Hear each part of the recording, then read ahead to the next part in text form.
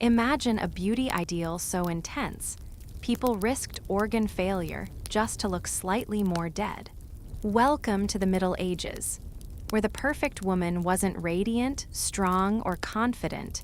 She was pale, painfully pale, spiritually pale. The kind of pale that made people wonder if you'd just been resurrected or embalmed. In today's world, we chase that dewy, glowing, no makeup look, as if we wake up kissed by angels and not 3 alarms deep into burnout. But back then, beauty wasn't about glow. It was about absence. Absence of labor, of blemish, of life. Tonight, we're taking a slow dive not into a battlefield, but into a mirror. And on the other side of that mirror, a young noblewoman. Face powdered with white lead, veins painted blue, eyebrows plucked into oblivion. Asking only one question, is my forehead holy enough yet? This isn't a history of makeup.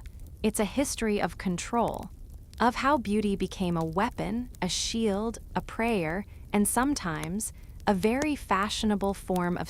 Let's begin, shall we? Picture yourself lying in bed. The lights are dimmed, the room is quiet, and the hum of your ceiling fan sounds like a sleepy medieval dragon who's given up on conquest. You're ready to drift off. Most nights, this would be the part where I read you a calm list of medieval herbs or recite Latin names of extinct birds. But not tonight. Tonight, we're doing something far more dangerous. We're entering the world of medieval beauty standards. Now, don't let the word beauty fool you into thinking this will be relaxing. Beauty in the 14th century was not a spa day. It was warfare, political warfare, spiritual warfare, occasionally literal warfare if you accidentally wore the wrong headpiece to church. You might think you've seen absurdity scrolling through modern beauty trends. Foundation that costs more than rent. Lipsticks named after emotions nobody wants to feel. An eyebrow tutorial that requires 17 brushes and a PhD in geometry. But I assure you, you've seen nothing until you've met a noblewoman from 1387 who begins her morning routine by chemically removing her hairline with vinegar and prayer. This was not skincare. This was a social contract written on your face. You see, beauty in the medieval period wasn't about looking good. It was about looking important. You needed to appear pale enough to suggest indoor living, fragile enough to signal nobility, and serene enough to imply divine approval. If you had a pulse, you were already too lively. Imagine being so culturally elite that the ideal woman was expected to resemble a slightly translucent saint who might collapse at the sight of strong cheese. That was the vibe. Let's take you there. You are a young noblewoman, maybe 19, which, by the way, is about 2/3 through your life expectancy. You've been promised to a man who owns land, a title, and an alarming collection of taxidermied falcons. But before you marry him, or rather, before you're married to him, you have work to do. And by work, I don't mean reading philosophy or training in diplomacy. I mean removing any physical evidence that you've ever been exposed to sunlight, labor, or thoughts of your own. Your job is to become a living icon, a symbol of piety, passivity, and pale, poreless perfection. And so your morning begins, not with coffee, not with birdsong, but with a bowl of chalk dust, a cracked mirror, and the existential certainty that your forehead is still, tragically, too short. Because here's the thing, beauty wasn't just skin deep. It was proof that you belonged to the right class, that you prayed hard enough, bled little enough, and had access to substances dangerous enough to be fashionable. Let's pause for a moment. Do you remember what beauty looks like today? It's usually sold to us as natural. A no-makeup look, a barely there glow, the illusion that you simply emerged from sleep dewy and divine, and that it had nothing to do with the 4 serums, contour stick, chemical peel, and algorithm-filtered selfie. We still lie, we just lie differently. But in the medieval world, the lie was harsher. You weren't just pretending to be effortlessly radiant. You were pretending to be immaculate, untouched by labor, unspoiled by sun, unburdened by the messy business of life. You had to be ghostly but not sick, delicate but not dying, saint-like but still marriageable. And God help you if your cheeks had even a hint of windburn. Because in the hierarchy of medieval sin, being tan was right up there with gluttony and disrespecting your mother. Paleness was the ultimate flex. It meant you didn't harvest grain, you didn't scrub floors, you didn't even walk quickly. Your skin was your resume, and the whiter it was, the more it said, I don't lift things, I am lifted. So yes, you would powder your face with white lead, a substance so toxic it could kill rats just by being in the same room. You'd mix vinegar with crushed pearls, smear egg whites across your cheeks, and if you were feeling particularly holy, dab a little blue onto your collarbone to suggest visible veins. Because nothing said nobility quite like the suggestion of a failing circulatory system, and it didn't stop there. Your forehead, it needed to be higher, always higher. Eyebrows were obstacles, hairlines were offensive, you plucked, you scraped. You recited psalms between tears. This wasn't just beauty, this was a ritual, and like all rituals, it required devotion. Because looking good in the 14th century didn't mean being attractive, it meant being believable, convincing, holy above reproach. Your face had to say, I belong to heaven, even if your skin was saying, please stop burning me with lime juice. In the medieval world, beauty wasn't a luxury, it was a language. A secret code written in chalk, pearl dust, and silent suffering. It wasn't about looking good. It was about signaling allegiance to your class, to your faith, to your assigned place in the hierarchy of virtue. And the best part, no one really talked about it. No woman would stand in front of the mirror, if she even had one, and say, this lead-based paint really brings out my lack of economic dependence. But she didn't have to, because everyone knew. Your neighbors saw you walking past with ghost white cheeks and thought, now that's a girl who knows her place. Makeup wasn't about attraction, it was armor, spiritual camouflage. Your forehead became a sign of obedience. Your paleness, proof of sacrifice. Even your blue-painted veins whispered, I do not perspire, I shimmer. But let's not mistake silence for ignorance. These women weren't naive. They knew lead was poisonous. They knew vinegar stung. They knew ripping out every visible trace of a brow was not the behavior of a healthy civilization. And yet, they did it, because opting out was not an option. Imagine being born into a world where your body is a stage, and you're expected to perform sainthood every morning before you've even had porridge. You're not just you. You are your family's reputation. Your husband's future bargaining chip, a walking statement of grace, restraint, and an alarming lack of sebum production. And the show must go on. So what does your day look like? You wake up in a room that smells faintly of damp stone and candle wax. A servant brings in water, not for bathing, that's a once-a-month luxury, but for mixing your skin paste. You take a small bowl, combine white powder, vinegar, and something questionable from a dried goat bladder. The mixture stings your face, but you endure. Because beauty, like salvation, comes with suffering. You smooth the paste onto your cheeks. You ignore the itch. You whisper a small prayer to Saint Dymphna, patron saint of mental illness, because frankly, this is the only part of the day where you still feel in control. Next, you pluck. Slowly, deliberately.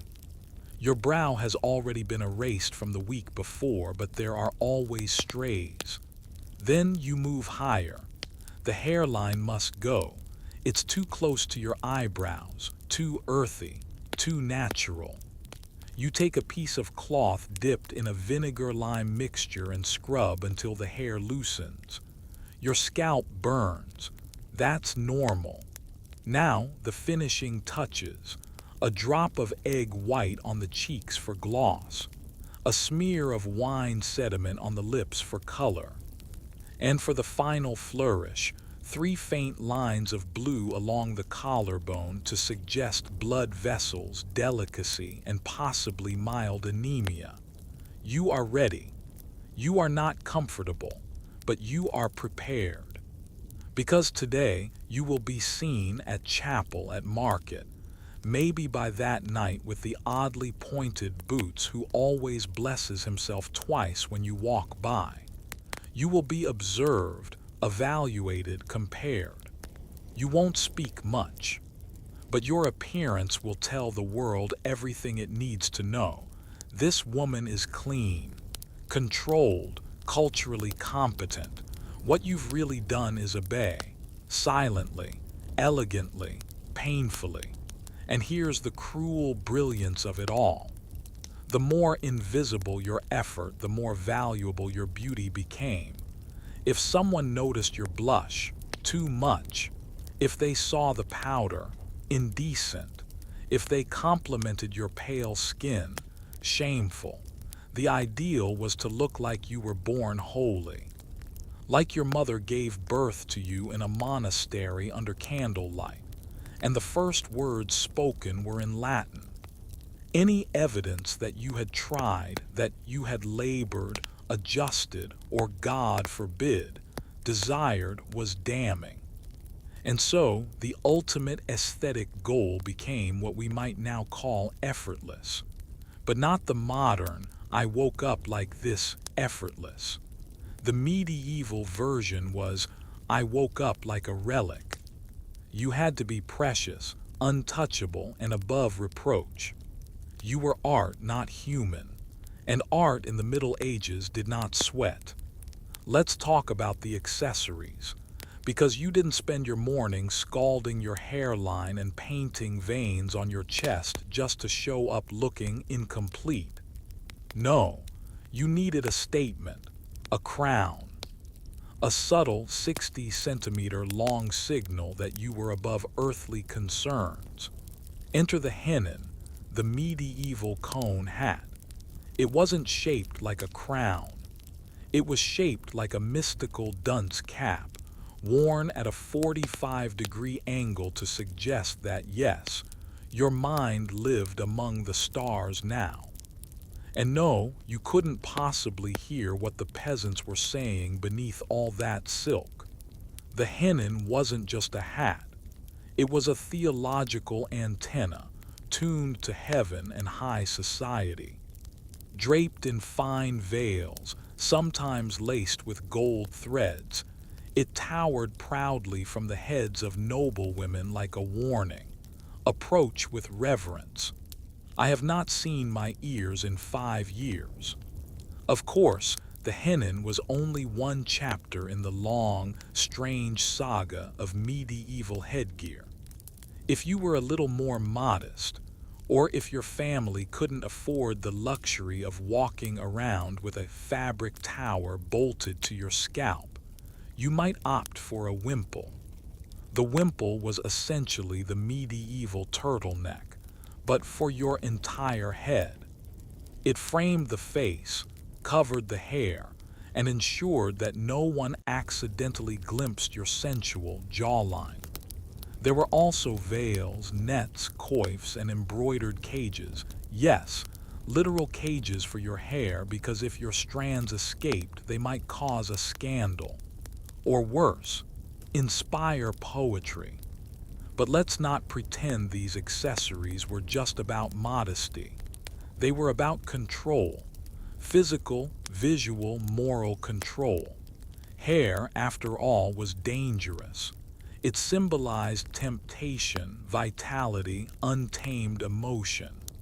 And in a world that feared women's desires almost as much as it feared bad harvests, it was best to keep that danger under silk and pins. So you concealed your hair, you revealed your forehead, you widened your eyes, you narrowed your waist. You didn't just style yourself, you curated a message. I am not chaos. I am order. I am architecture in motion. And just like today's influencers filter their faces to reflect calm perfection, you filtered your very existence through linen, lace, and relentless scrutiny. But here's the thing about restraint. When everything is forbidden, everything becomes creative. Because while the church preached modesty and men demanded humility, medieval women quietly built a beauty culture of loopholes. You weren't allowed to wear lipstick. Fine. You chewed red roots and claimed it was medicinal. Rouge was sinful. You dabbed wine sediment and muttered something about blood circulation. Too much perfume. You soaked your gloves in rose water and pretended not to notice the accidental trail you left behind. It was an unspoken game. Everyone pretended not to see the effort, which, of course, made the effort even more important. And the stakes were real. Because if you failed, if your face looked too lively, or your veil slipped, or your powder caked, you didn't just risk embarrassment. You risked reputation, which in those days was just a more elegant word for survival. So women played the game, masterfully, silently, creatively, and like every beauty ritual in history, it began to evolve into something more than vanity. It became a language of resistance, a way to say, I may not own land, or make laws, or choose my fate, but I can choose how I am seen. In the margins of medieval rule books, in the quiet between prayers, women carved out an entire universe of symbols and signals. A flick of color, a hidden scent, a softened jawline. It wasn't rebellion, not openly, but it was a reclaiming, a silent refusal to disappear. You've plucked, you've powdered, you've painted on your fragility and pinned your femininity into place. You've entered the chapel or the banquet hall or the garden and you've smiled, but not too much. Your job is almost done. Almost. Because the real challenge of medieval beauty wasn't creating the illusion. It was maintaining it every day, again and again, without fail. The same rituals, the same powders, the same aching arms and burning scalp, the same stiff smile and demure gaze. The performance never ended because stopping would be to admit that the performance had begun. And the irony, the better you were at pretending, the more people assumed it came naturally. You didn't earn respect for your effort. You earned it for your invisibility, the seamlessness of your transformation, the perfection of your restraint. And beneath all of that, beneath the veils and powders and plucked hairlines, was a woman who understood something very clearly. If I want to be seen, I must erase myself first. It's tragic, yes, but also ingenious. Because when your choices are limited, you sharpen the few tools you're allowed. When your words are dismissed, you turn your silence into poetry. When your worth is tied to your appearance, you learn to speak through gesture, glance, and glossed over pain. You turn beauty into currency, into a shield, into a map of where you belong and where you will never be allowed to go. And sometimes you win. You're married well, you're praised for your grace, you're remembered in songs and tapestries, but most of the time you are simply forgotten beautifully. That too was part of the script. Because for all its rituals, its perfumes, its dainty blue veins and holy cheekbones, medieval beauty was never about the woman herself. It was about how she fit into someone else's story. And now, centuries later, we look back, we marvel, we cringe, we laugh, we ask, how could anyone think this was beautiful? And then we pick up our highlighters, our contour kits, our whitening strips and no makeup palettes. And we do the exact same thing, quietly, faithfully, as if we were born glowing. There's something about the first light of morning that makes everything look more honest. And for women in the medieval world, that was often a problem. Because honesty, when it comes to skin, wasn't welcome. The early sun might catch the curve of a cheekbone or glint off a freshly wiped pewter bowl. But it also revealed the truth. A little flush from walking too fast, a faint freckle from a long day outside, maybe even the betrayal of real living circulation. And that just wouldn't do. Not if you were trying to look important. In those days, pale skin didn't just suggest beauty, it screamed power.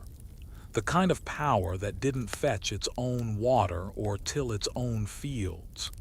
The kind of power that sat inside and was served, that remained untouched by the wind, the sun, or anything resembling labor.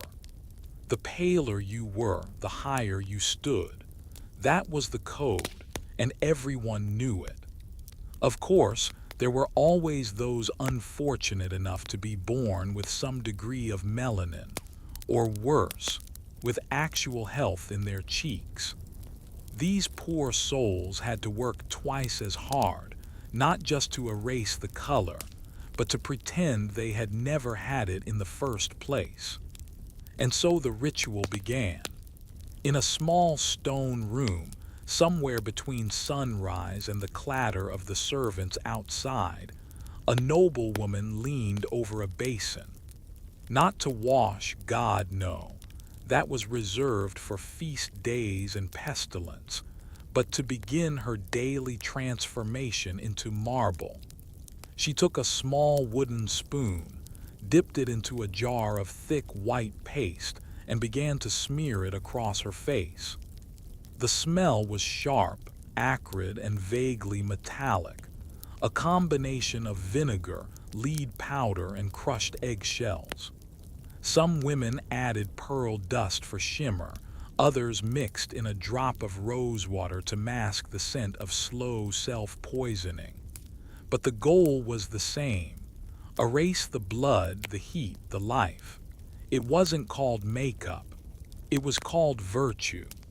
And if it tingled or burned, that was simply the cost of social legitimacy. Outside, a servant girl passed by. Her skin, kissed by early chores and wind, radiated a natural glow that today would have earned her sponsorships and filtered praise. But in this century, it was a liability, a mark of exposure, a whisper of peasantry that no amount of manners could quite wash away, because tanned skin was a confession whether you intended it or not. It meant you worked. It meant you moved. It meant you had at some point been touched by the common air and the people who breathed it. So the noble women painted.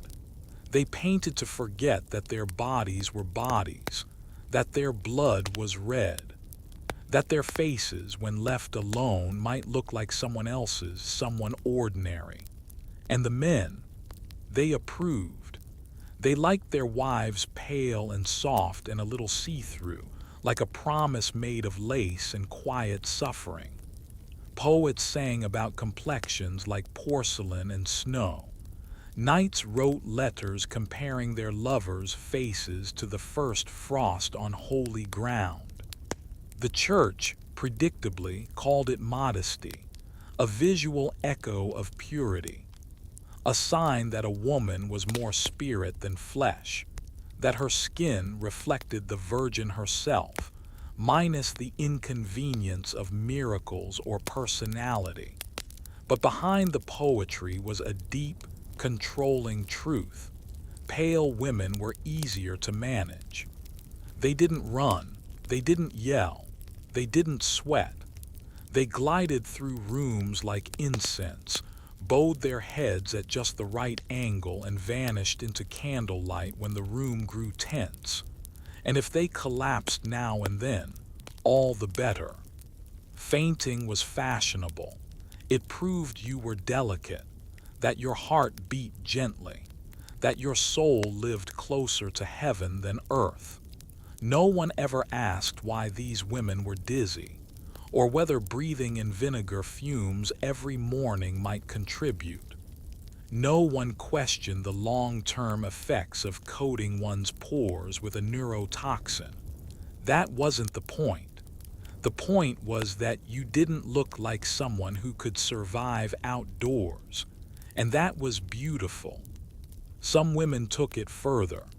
There were recipes passed down, whispered behind tapestries, tucked between psalms in the back of prayer books.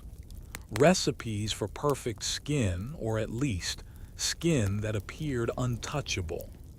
One popular concoction involved boiling white lead flakes in vinegar, then thickening it with egg whites until it resembled cream. Another called for crushed lilies, chalk dust, and a few drops of mercury.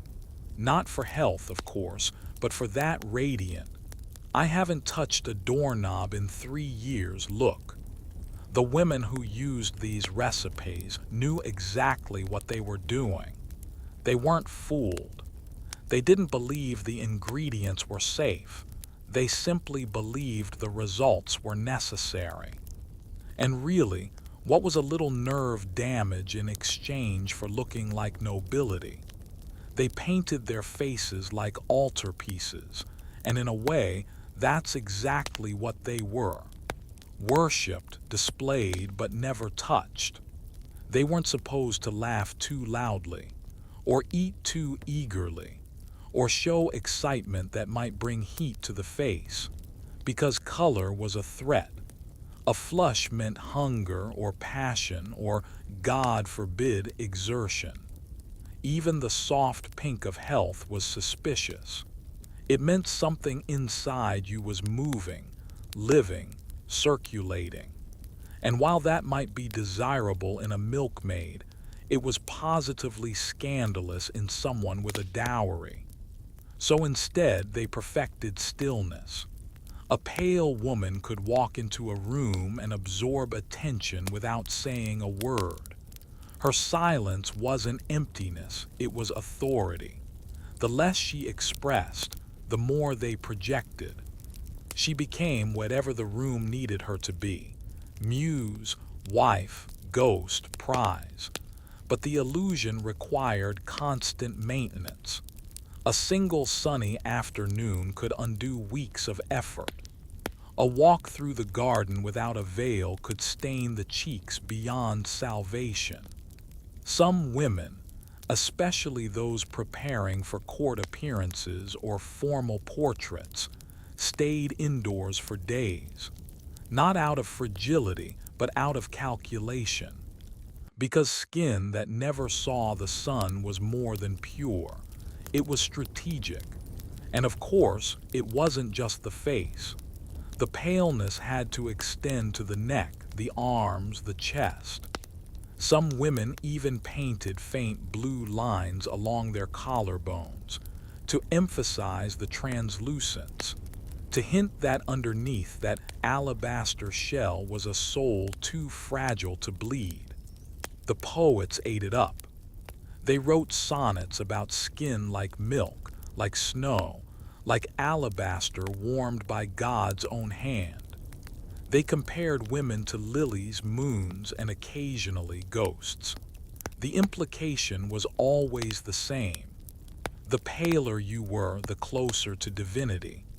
But underneath the metaphor was a bitter truth. Pale skin wasn't about beauty. It was about distance, from labor, from nature, from the body itself. It was a rejection of the physical, a visual performance of superiority cloaked in powder and prayer. And it worked. People didn't just admire pale women.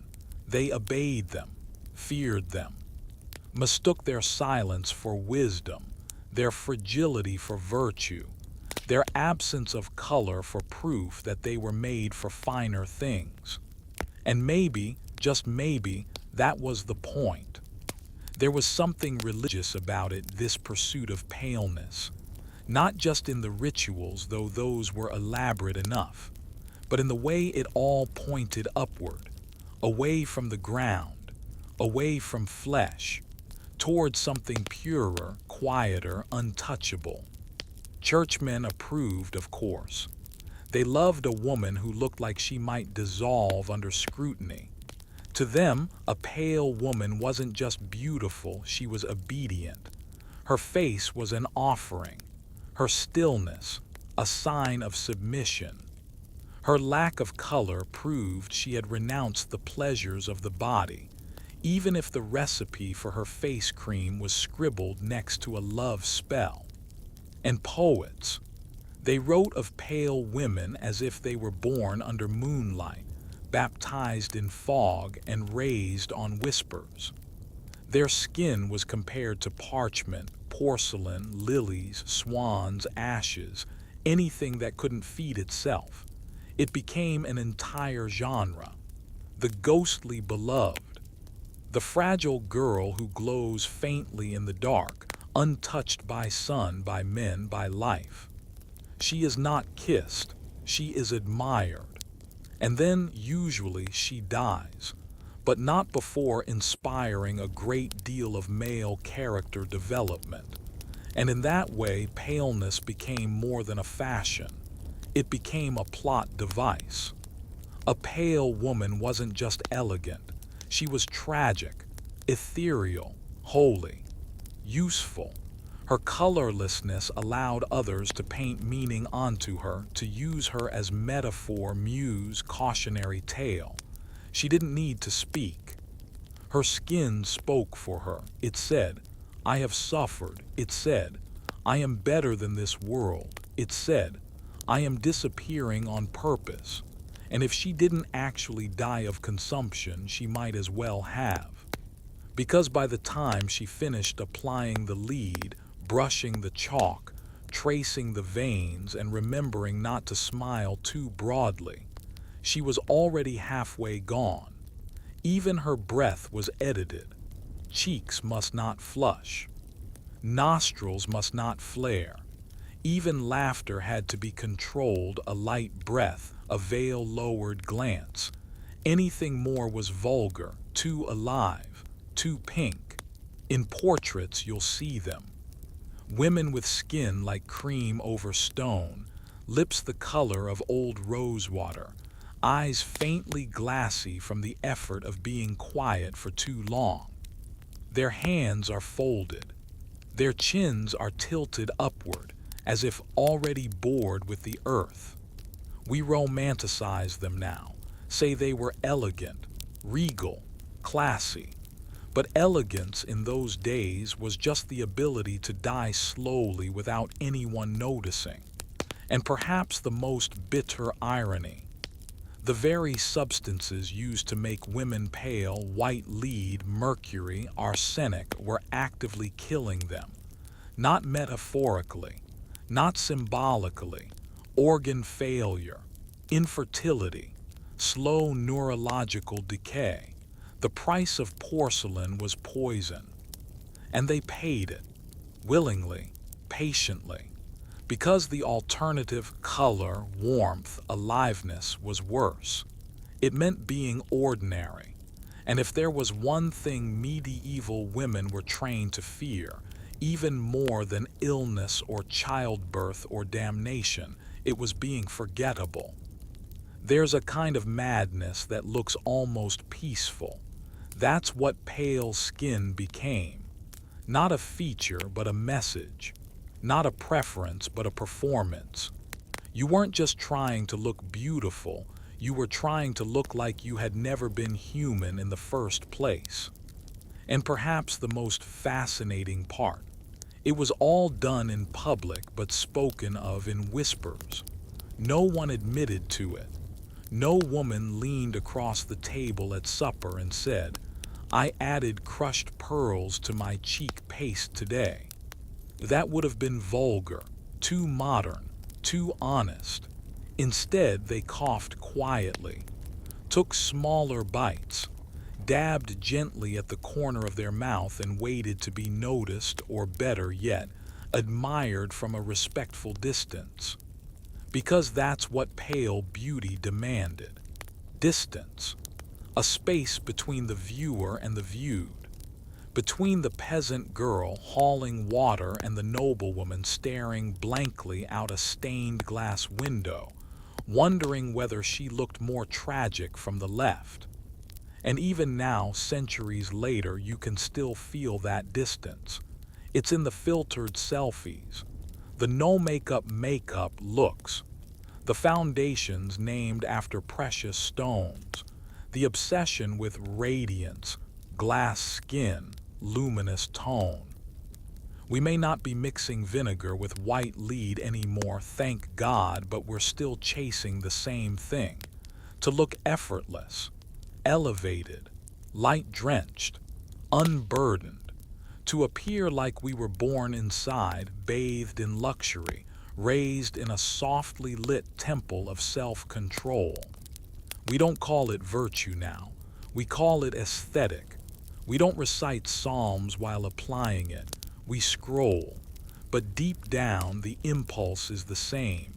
To prove that we are not messy, that we are not sweating, that we are not, at this very moment, decaying.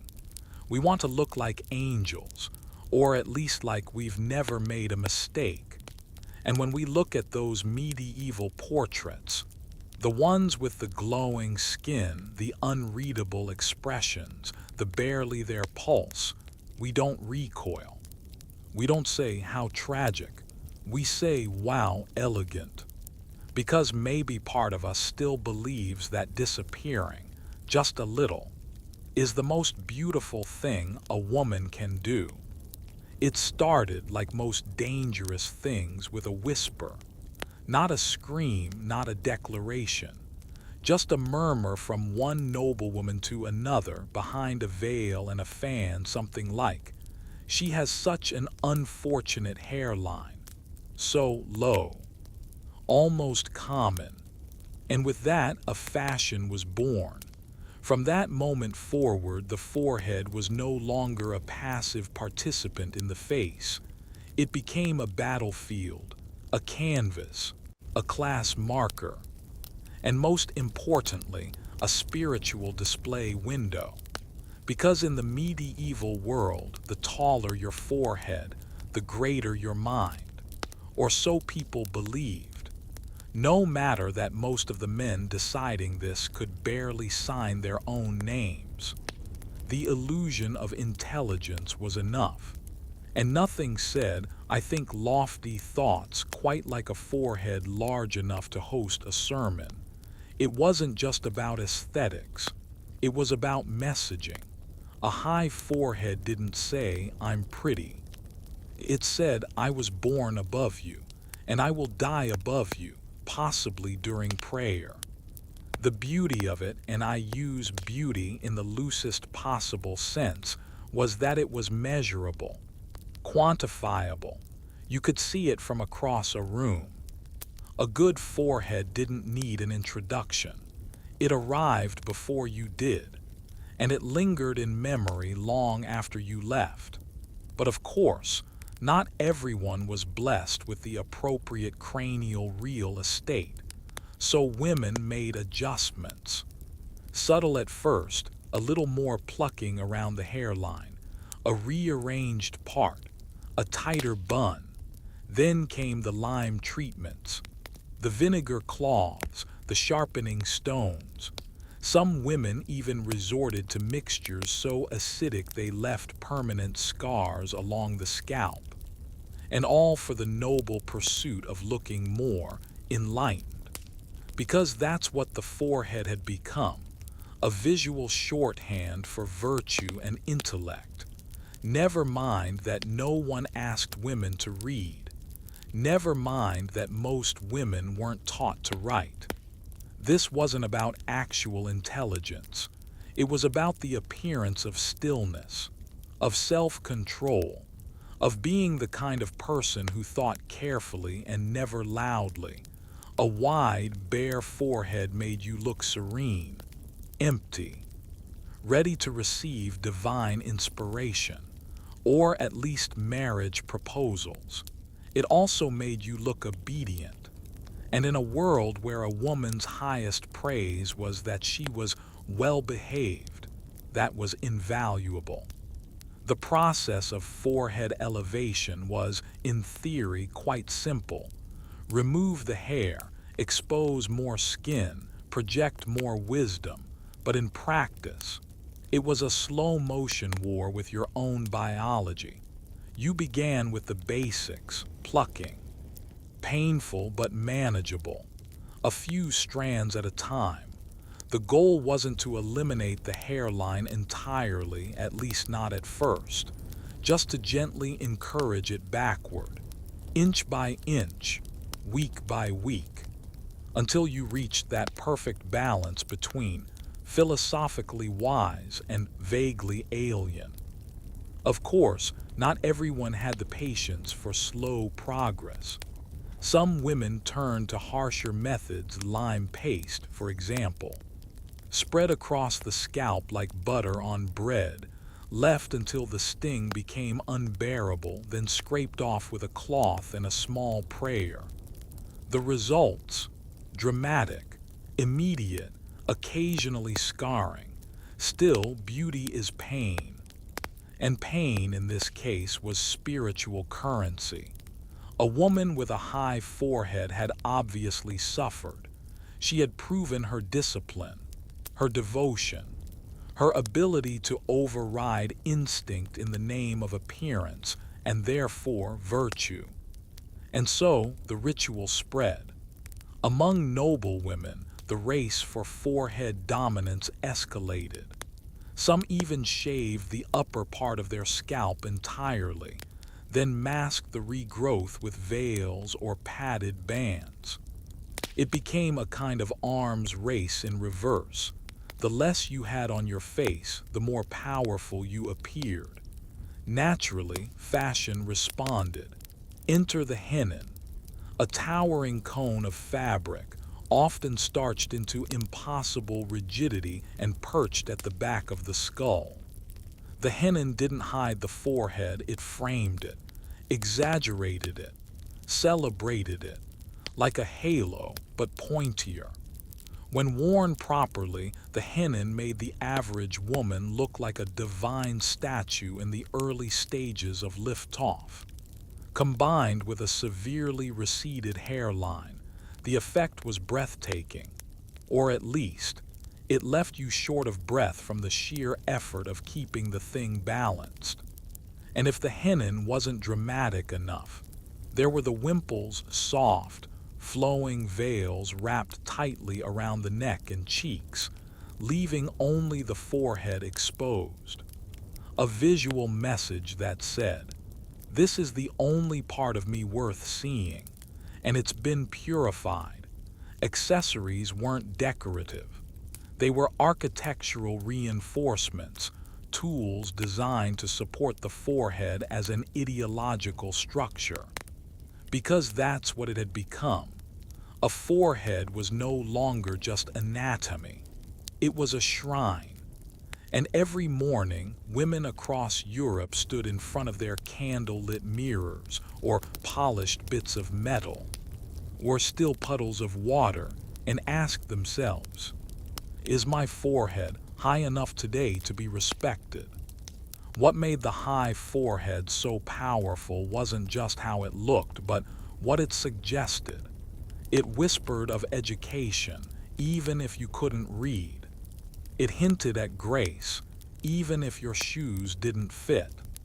It suggested stillness, quiet thoughtfulness, all the things that a good woman was supposed to be, carved right into her skull. And here's the strange part. The more you removed, the more you were respected. In a world obsessed with presence, women were rewarded for their absence.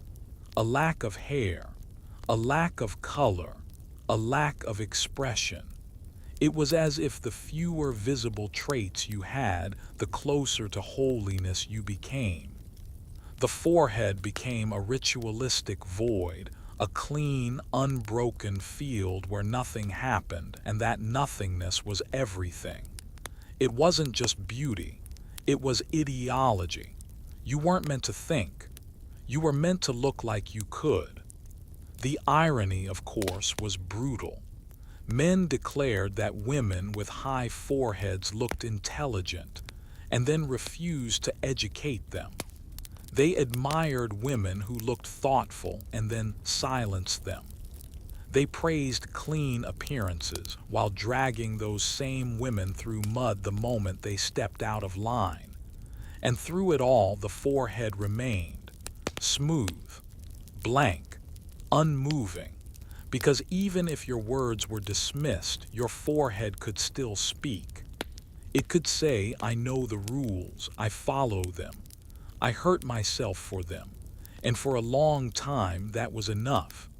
There's something terrifying about that when you really sit with it.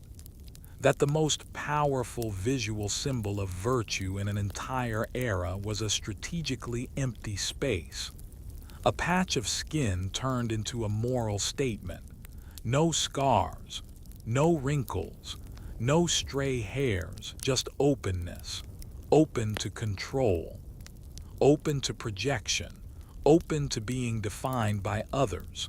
A forehead once raised could not be lowered, and so the style endured.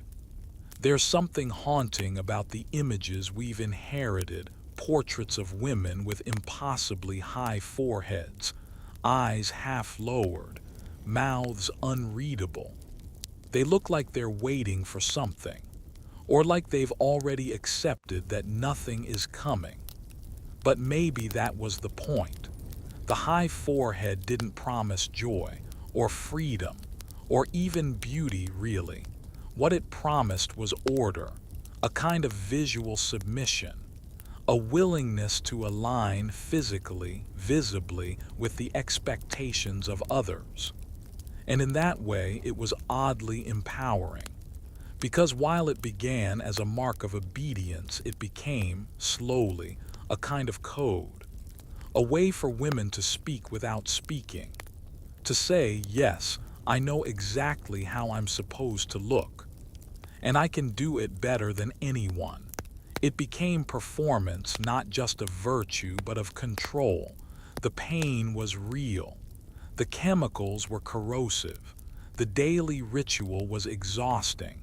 But the result, a face that said, "I am the perfect reflection of your expectations. Now try to ignore me." And of course, no one could, because nothing draws the eye like sacrifice. And no performance is more compelling than the one that looks effortless, even when it leaves scars. So yes, the cult of the high forehead was absurd. It was harmful.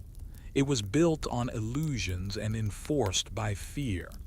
But it was also a masterpiece of survival. A woman couldn't speak in public, but her forehead could scream. And it did silently, elegantly, endlessly. Even now we remember the look, the pale expanse, the hint of pain, the impossibly smooth line where thought was supposed to begin. And deep down we understand it because we still do it. Maybe not with lime paste or hennins or hot plucking stones, but with filters, with contour lines, with algorithms that reward symmetry and punish anything uncurated. We still believe in some part of us that emptiness, well-shaped, well-lit emptiness is a kind of virtue, and sometimes we still choose it. If there was ever a part of the human body that caused more public panic than female ankles, it was hair. Not snakes, not heresy, just good old-fashioned, protein-based, heat-sensitive hair.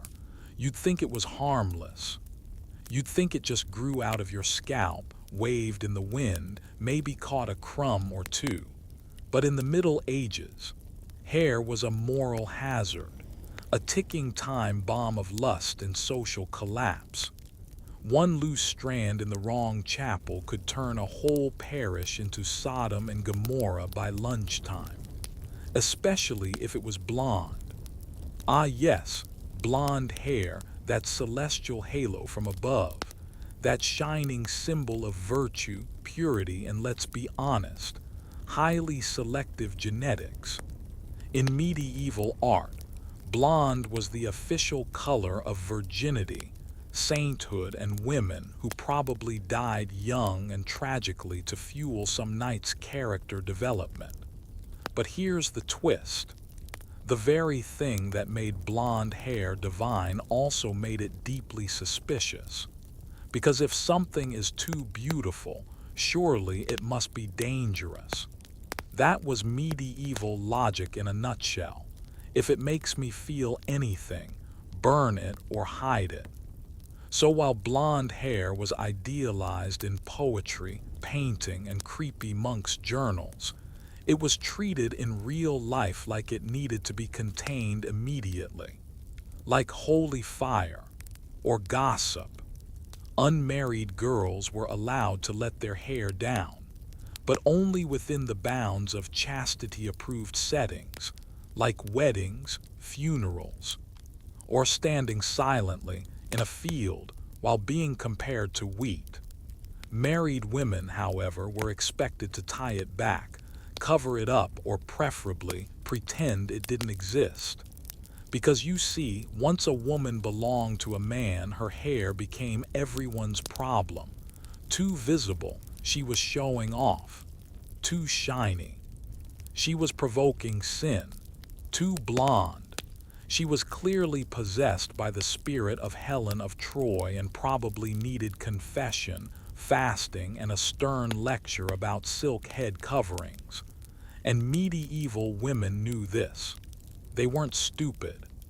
They understood that their hair had PR value, that each curl was a line of social code, that being blonde in the right way could make you a symbol of divine femininity, and being blonde in the wrong way could get you labeled as a distraction to pious men. So what did they do? They got creative, and that's when things got weird. So you weren't born blonde. That's fine. God may not have blessed your scalp, but the medieval beauty industry, aka your grandmother's spice rack, was ready to step in. Blonde hair was too important to leave to genetics. It was a lifestyle, a calling, a chemical experiment waiting to happen.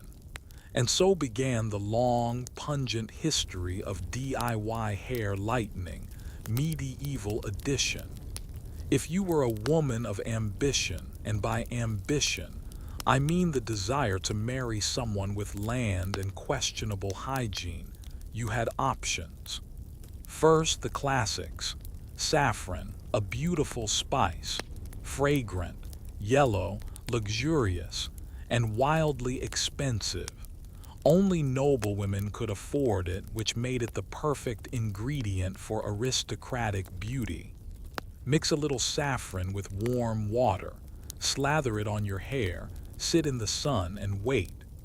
Repeat daily for 3 weeks and voila, divine glow, subtle fragrance, a scalp that smells like medieval paella. If saffron was too pricey, you could try wood ash. Collected from last night's fire, filtered carefully or not, and mixed into a thick paste. Ash didn't just bleach hair, it humbled the soul. Because nothing says I'm destined for sainthood like crusty gray sludge dripping down your neck in front of the servants. Still not pale enough. Don't worry. There's always urine. Yes, you read that correctly. And no, I'm not going to walk that back.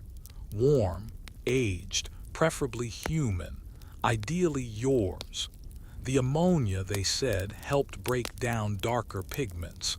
And if the smell offended you, well, that's how you know it's working. Some texts suggest mixing it with rosemary or wine to mask the scent. Others say just hold your breath and focus on your future as a luminous-haired icon of medieval virtue. These treatments were often applied in public. On balconies, in courtyards, women would sit under the sun, their hair slathered in saffron-ash urine goo, smiling faintly as men walked by, pretending not to smell the ambition. And here's the wild part. It worked. Blonde hair was such a strong signal that even half-successful dye jobs elevated your appeal. If your roots were lighter than your eyebrows, congratulations. You were one step closer to being described as angelic by a poet who had never made eye contact with a living woman. No one asked how you got that shade. No one cared if it burned, or if it turned green when wet. You looked more blessed than you did yesterday, and that was what mattered. Because in this world, perception was salvation. And hair, especially blonde hair, was your halo, even if it smelled like ambition left out in the sun too long. It's funny, isn't it? The more women tried to hide their hair, the more obsessed everyone else became with seeing it. By the 14th century, a woman's uncovered hair was considered so provocative that there were laws about it. Actual laws. You could be fined for walking around with your braids showing, especially if you were married. Because God forbid a man confuse a married woman with a temptress just because her earlobes were visible. And yet, the mystique only grew. Hair that once fluttered in the sun was now sacred contraband, locked under linen and lace. The church had managed to turn follicles into theology, and as always happens when something is forbidden, it became currency. The most virtuous women kept their hair wrapped tight in coifs, wimples, nets, or for those particularly committed to modesty, in silken cages sewn with pearls and prayers.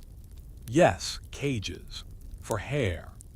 Because what better way to say, I'm in control of my desires, than to literally lock your head in a bejeweled mesh prison? And the message wasn't subtle. A woman in a full head covering was considered chaste, dignified, respectable. A woman with loose curls, dangerous, possibly French, almost certainly a metaphor in someone's bad poetry. And yet, despite the layers and coverings and sermons, hair kept slipping through the cracks. A single escaped strand could derail an entire feast. One rebellious curl could launch a scandal. It wasn't the hair's fault, of course, it was gravity, or humidity, or, biology. But society didn't blame physics. It blamed women. Because even in captivity, hair retained its power. That was the real threat. It could be hidden, veiled, braided into submission, but everyone knew what was underneath.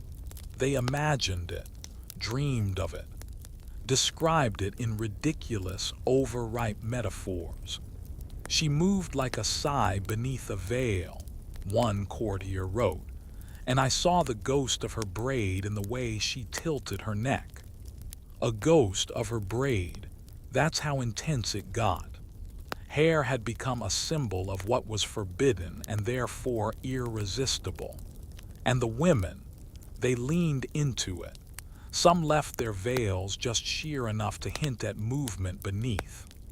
Others let one lock fall forward at just the right moment, not too much, never too obvious, but enough to remind the room, I have power under here, and you're not allowed to touch it.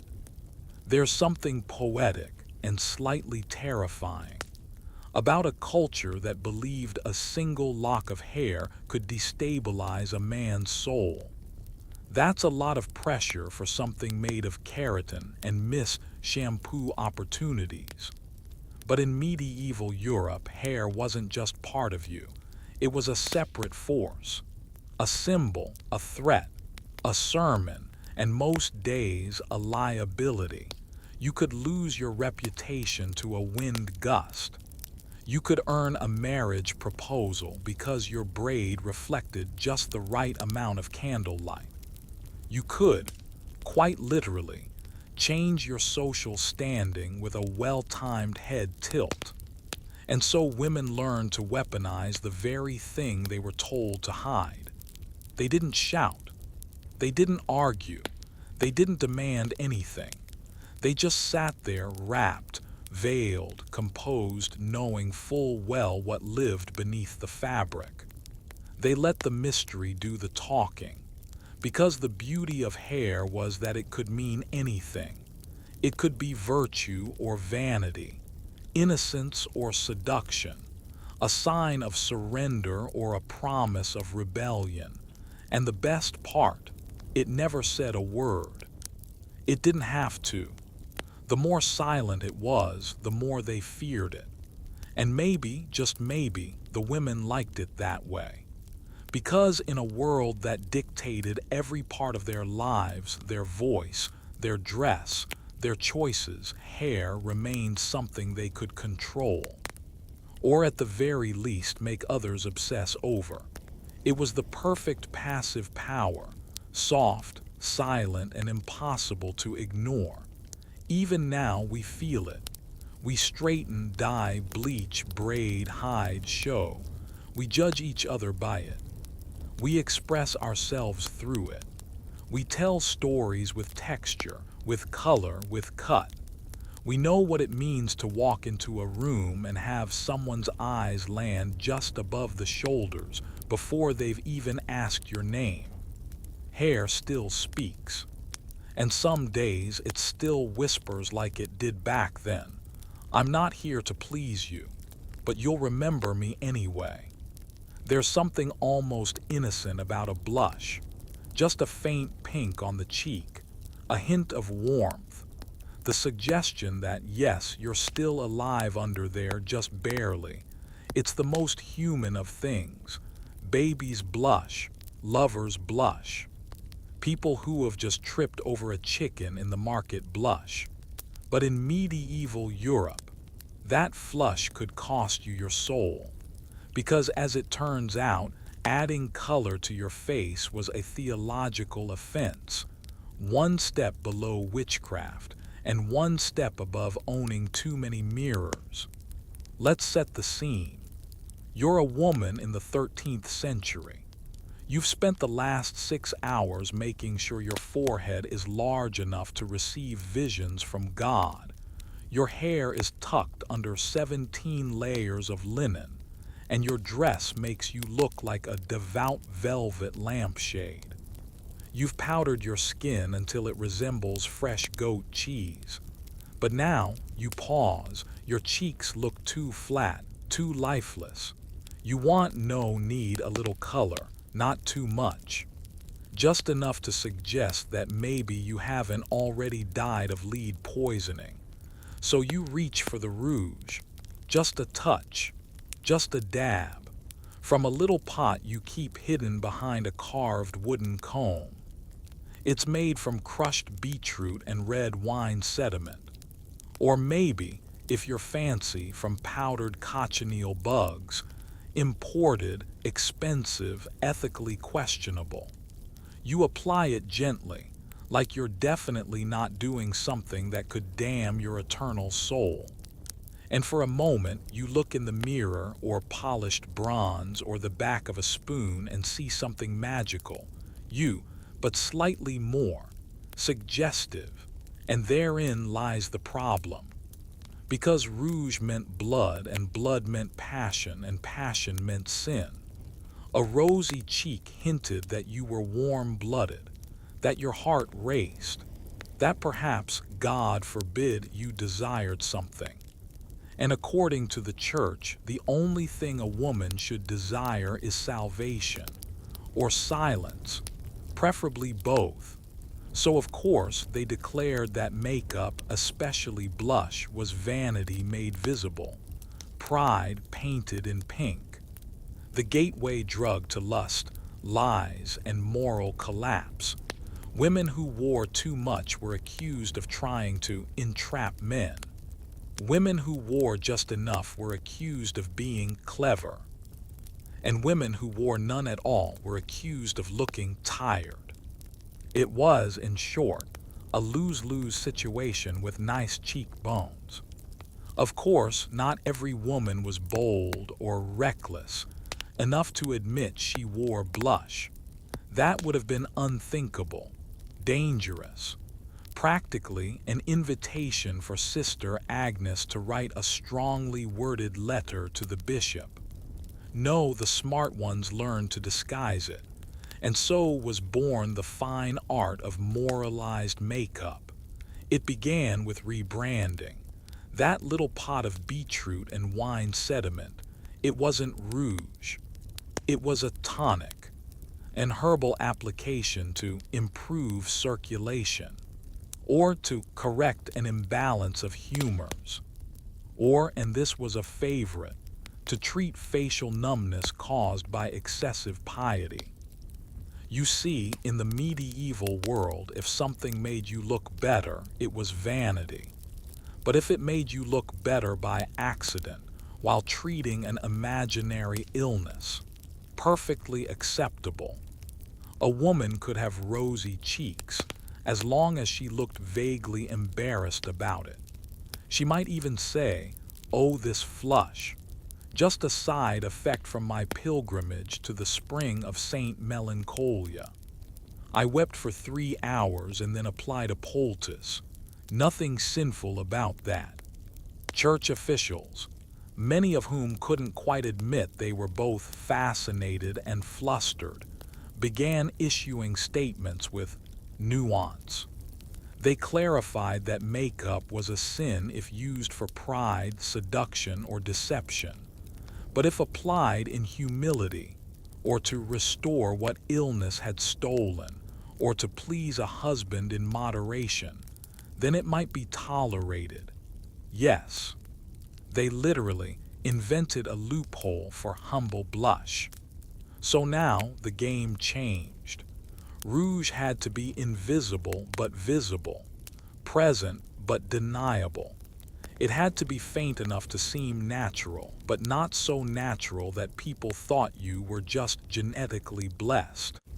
Because that would trigger envy, and envy was also a sin. The safest route, apply your blush in candlelight, then walk backwards into the room, and if anyone complimented you, deny everything. Say it's the lighting, the herbs, the Holy Spirit. Just never admit that you dabbed a little color on your face to look more alive, because that would suggest you wanted something. And in a society that feared female desire more than famine, a woman who wanted to be seen was already halfway to hell.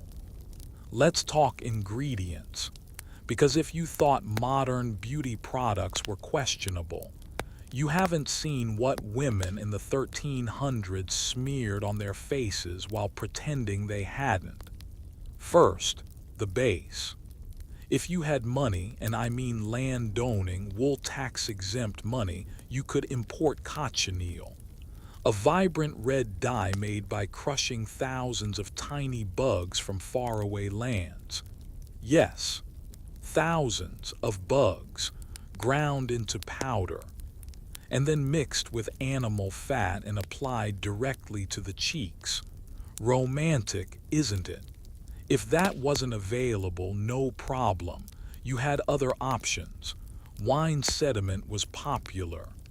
So was beetroot mash, crushed strawberries. And for the truly adventurous, baked brick dust. Just scrape a red-tinted brick with a knife and pat gently onto your face, hoping it didn't contain actual lead.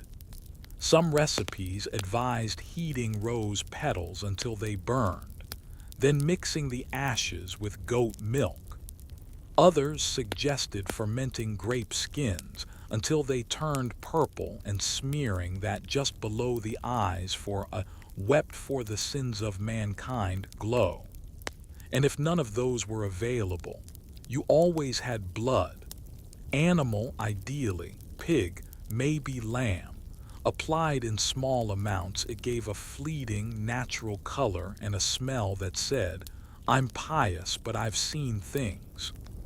But no matter what you used, the goal was the same.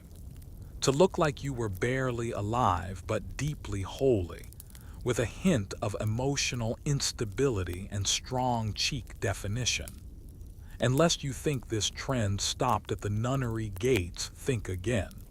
Even some nuns were known to dab on a little something extra during feast days. Nothing scandalous, of course, just a light touch, just enough to look presentable before God, and maybe the visiting bishop. There are records, not many, but enough, of ecclesiastical debates over whether applying rouge to celebrate a saint's martyrdom was honoring her memory, or tempting the choir boys. It was a fine line, but as one anonymous abbess wrote in the margins of her psalter, better a little blush than a little pride. We can't prove she actually wrote it with a beetroot-stained finger, but we hope she did. The truth was, women weren't trying to deceive anyone. They weren't plotting the downfall of clergy through cheek pigment. They weren't scheming seductions by candlelight. Equals. Most days, they just wanted to look like they hadn't been awake since dawn milking something that bites. And so the blush became more than a cosmetic. It became a shield, a flicker of color in a world that expected them to disappear. A way to say, "I am still here," quietly, softly, without getting stoned in the courtyard. Because if you were too plain, too tired, too pale, you were accused of neglect, of indifference, equals, of letting yourself go. But if you were too flushed, too pink, too interested in being seen, well, that was vanity. And vanity led to moral erosion, social chaos, and probably a thunderstorm. So women did what women have always done. They walked the line. They learned how to look good without admitting it. They mastered the exact pressure of thumb to cheek. They timed their walks in the wind. They sat near the fire, but not too long. Equals. They accidentally bit their lips before greeting someone important. And when someone complimented them, they looked confused. "Oh no," they'd say. It's just a touch of fever, perhaps the Holy Spirit warming me from within. That's how good they got at this. Blush wasn't a trick, it was a language, a dialect of survival. It said, I'm healthy enough to be considered, but modest enough to not want it. And for centuries, that was the safest thing a woman could say with her face. Today, we swipe, dab, blend. We buy palettes with names like sinner and saint. We laugh at the old ways. We say, thank God we don't live in a world where women are judged by a little color on their cheeks. And then we check the mirror. We smooth the tone. We add a little more just in case. In an age where people bathed seasonally and doctors believed sneezing could realign your soul, you might think that body image wasn't exactly a top concern. Oh, but you'd be wrong. Medieval society had very strong opinions about what a woman should look like. And like most historical beauty standards, these opinions made no biological, logical, or gravitational sense. The ideal woman. She should be slim but soft, delicate but fertile, able to faint at a poetry reading but also survive childbirth during a plague winter. Her silhouette was to resemble a willow branch wrapped in velvet, gentle curves, no muscles, and just enough roundness to suggest she could sustain life, or at least sustain interest. Now let's pause here. What does that actually mean? It means you needed to look like you hadn't eaten since yesterday, but still somehow possessed the hips of someone who could birth twins without breaking eye contact. It was a tightrope walk of flesh and expectation. Too thin and you looked sick. Too round and you looked available. Too strong and you probably owned opinions. And that was unacceptable. So women learned to calibrate. They walked slowly, sat carefully, practiced sighing at the right volume loud enough to be noticed, but not so loud it suggested lung capacity. They were expected to be physically present but spiritually, somewhere else. And their bodies were supposed to reflect that contradiction. Be visible but light, touchable but abstract. Not athletic, that implied effort. Not angular, that suggested defiance. And definitely not joyful. Joy added color to the face, energy to the step, and other symptoms of moral compromise. Of course, when your body isn't quite meeting the spiritual silhouette goals of the century, you improvise. And in the Middle Ages, improvisation came in the form of fabric-based engineering. First, the waistline, or rather, the high waistline raised just below the bust in a style that said, I'm too holy to own internal organs. It was flattering, modest, and most importantly, it visually erased the concept of digestion, which was ideal. No one wanted to be reminded that women, too, had livers. Then came the tight lacing. Now, this wasn't full corset territory yet. That's for a later century, but medieval women were certainly no strangers to cinching. Long strings, sturdy bodices, and sometimes literal girdles made of whalebone or stiffened cloth were used to guide the body into something more poetic. The goal was to create a silhouette that suggested fragility with function. Softly rounded, but only in areas approved by male poets. Flat in the stomach, wide in the hips, narrow in the shoulders, long in the neck. Basically, a swan that occasionally fainted near a fountain. And posture. Oh, posture mattered. Women were trained, yes, trained to move like they were slightly too precious for gravity. Hands always folded or gently resting, steps small and gliding, back straight but never rigid, hips leading but not too confidently. Because confidence, much like ankle exposure, could cause theological unrest. They didn't walk, they drifted, like fog, like incense, like someone whose blood pressure hadn't been above 80 since Advent. Even sitting was performative. You didn't just plop onto a bench. You lowered yourself like an apologetic cloud. You didn't laugh, you let a gentle breath escape, ideally into a perfumed glove.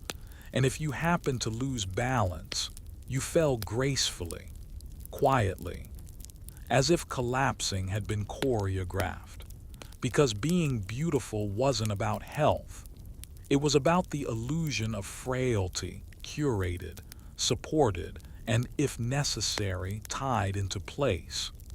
Behind the floating, fainting ideal lay a more practical demand: fertility. The ideal body, after all, wasn't just art, it was infrastructure. It needed to be capable of bearing children, preferably boys, preferably alive, preferably during spring planting season so no one missed the harvest. So while the waist was supposed to vanish, the hips were encouraged to stay. There was no gym, no Pilates, just the gentle shaping of expectation, and the quiet reminder that the curve of your pelvis was more important than your opinions. It's a strange paradox.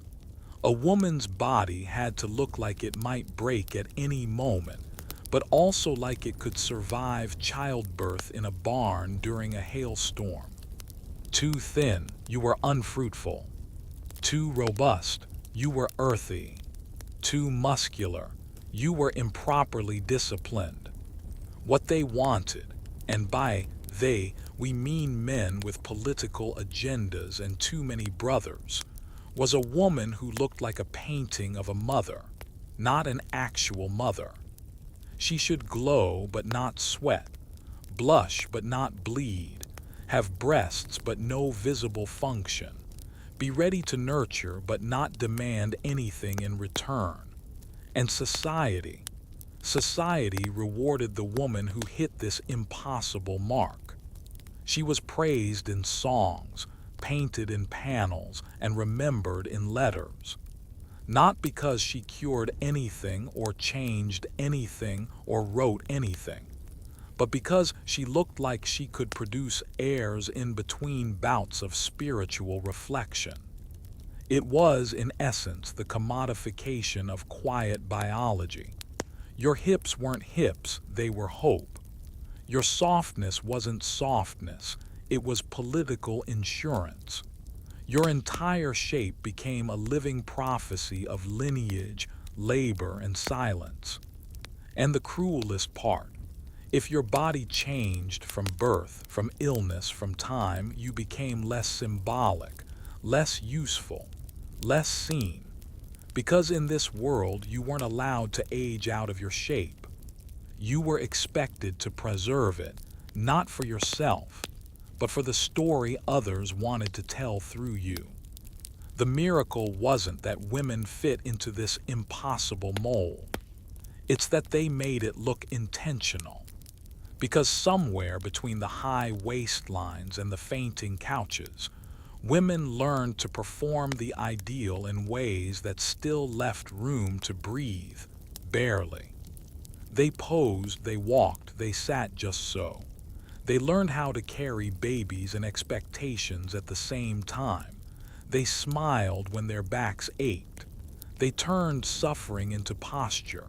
And slowly, the silhouette became a script, a visual monologue, an elegant lie, a language that said, "Yes, I am exactly what you want me to be," but underneath, a whisper, "And you'll never know what I'm actually thinking."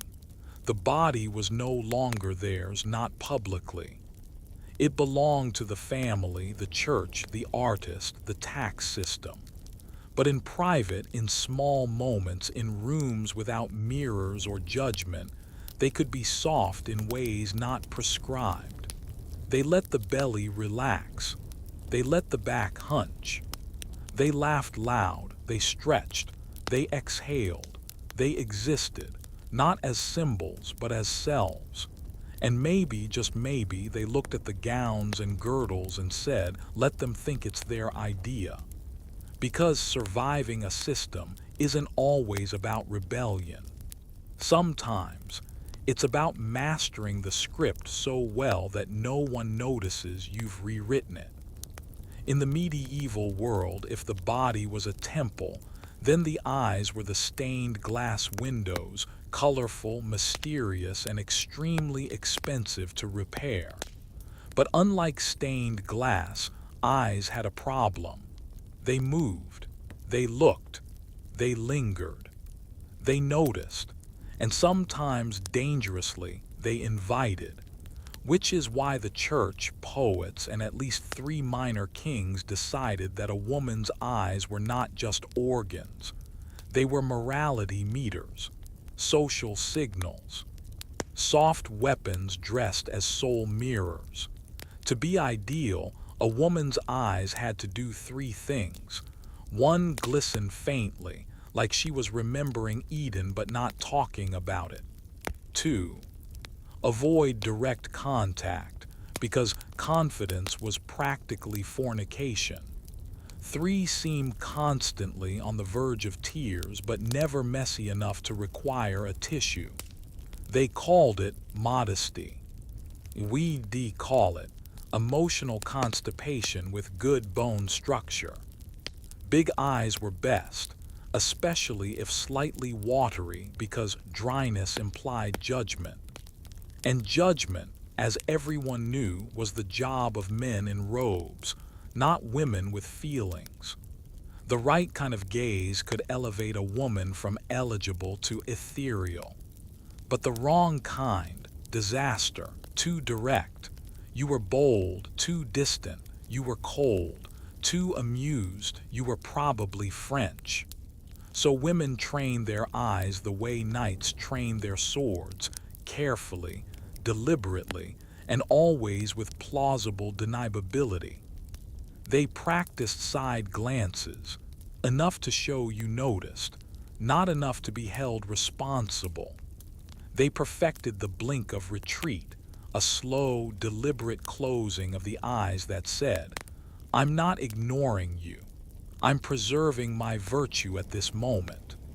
And they mastered the holy tear, a single glimmer of emotion, ideally sparked by scripture, a hymn, or a particularly moving tapestry.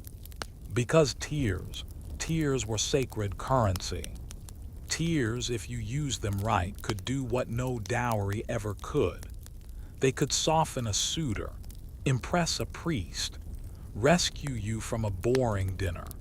They were the original emotional damage control applied gently, with purpose, like holy water for the face. But not just any crying would do. Ugly crying, unacceptable, sniffling, distracting, wailing, barbaric. True virtue glistened, it didn't drip. 1 tear, well-timed and preferably caught in candlelight, could say more than a full confession. It said, I am deeply moved, yet entirely in control of my reaction. It said, I suffer beautifully.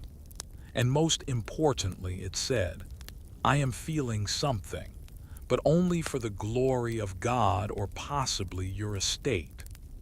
This tear, let's call it the virtuous shimmer, became a cultural phenomenon. Poets wrote about it. Artists tried to paint it. Mothers tried to teach it to their daughters, because watery eyes weren't weakness. They were currency. In courtship, they implied vulnerability. In church, they implied holiness. At funerals, they implied respect. At weddings, they implied surrender. And in portraits, They made you look like you might burst into song or prayer at any moment depending on who was watching. Of course, some women took it further. There are accounts, whispered, not written, of ladies keeping crushed onions tucked into their sleeves, just in case. Not to weep, of course, just to moisten the soul. Others used perfumes known to irritate the eyes slightly, subtle stinging for spiritual effect, because nothing says eternal devotion like light chemical self-harm for aesthetics. It was all about balance. You wanted your eyes to look like they had seen suffering but never caused it, like you had endured but always gracefully. And if someone accused you of performing, you looked down, slowly, blinked twice, and said nothing. Because in that silence, your eyes were already speaking. I don't need to argue. I have water-based moral authority. For all the talk about how eyes were windows to the soul, medieval Europe quickly decided those windows should remain shut, with heavy curtains, preferably blessed. Because there was one thing more dangerous than watery eyes, more destabilizing than a well-timed shimmer, more spiritually unsettling than a single tear on a pale cheek. And that was direct eye contact. A woman who looked directly at someone, especially a man, especially in public, especially with both eyes, was making a statement. A loud one, a threatening one that said, I see you, and I expect you to know that I do. And that was terrifying. Directness implied awareness. Awareness implied intention. Intention implied power. And power, of course, was deeply inappropriate for someone with a uterus. So the rules were established. A good woman looked downward. A better woman looked sideways. And a saintly woman, she looked within or into the distance where moral clarity lived. Looking someone in the eye meant one of three things. 1, you were French. 2, you were possessed. 3, you had read something you weren't supposed to. No one wanted that. So women adapted. Again, they mastered the humble glance, just a flicker of the eye, enough to register presence but not demand acknowledgement. They perfected the shy gaze, hovering somewhere near the chin or shoulder, as if saying, you are interesting, but I refuse to challenge your priesthood. And they learned to use peripheral vision like ninjas.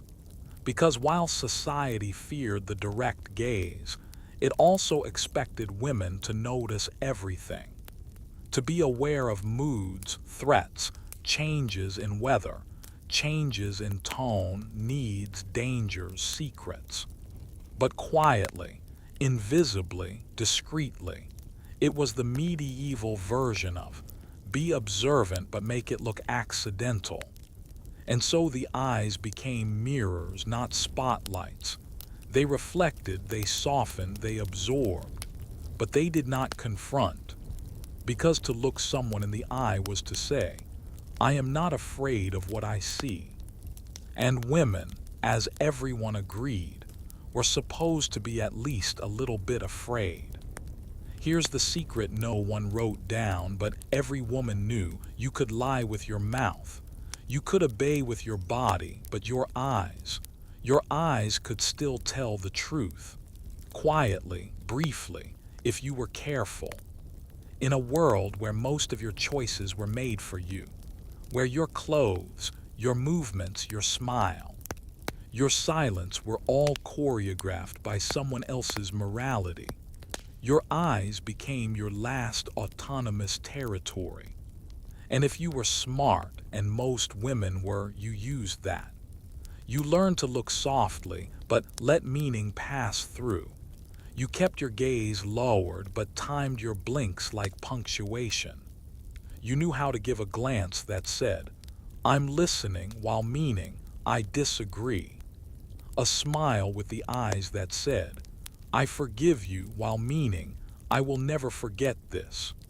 It wasn't manipulation, it was survival. Because a woman who said too much was punished. A woman who saw too much was feared.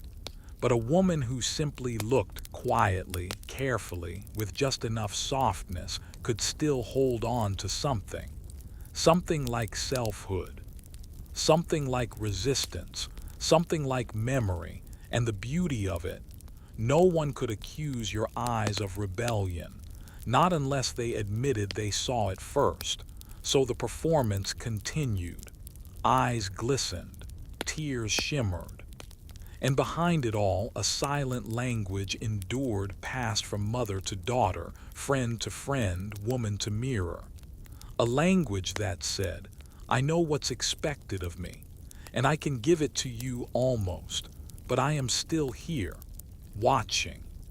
Let's start with a question nobody dared ask in public. What did people smell like? Answer: regret, and maybe a faint note of onion.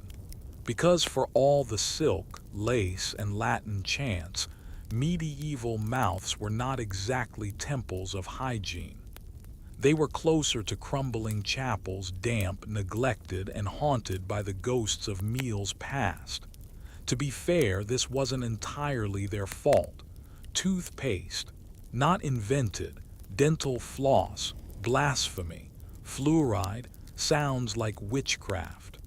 Most people believed tooth decay was just God's way of keeping your vanity in check, which brings us to breath. There was no Listerine, no mints, no gum to awkwardly offer during confession. So what did people use? Let's review the medieval mouthcare starter pack. Parsley, chewed post-meal to freshen the breath, though mostly it just added a layer of herbal deception. Vinegar rinses, not terrible in theory, but in practice. You smelled like pickled guilt. Spices and clove sachets kept in the mouth or pockets, effective for 30 seconds. After that, back to garlic and penance. Wine-soaked linen, yes, they literally wiped their mouths with booze-soaked cloth and called it oral care. We call that a Saturday. The average noble probably smelled like a combination of holy incense, anxiety, and a forgotten sausage. The peasants, like whatever they last ate plus despair. And yet people still fell in love. They still married, kissed, whispered poetry. Because back then you didn't judge a man by his breath, you judged him by his land holdings. Romance, like oxygen, was relative. Still, there was one rule everyone eventually understood. The less you open your mouth, the better. Not just for moral reasons, for survival.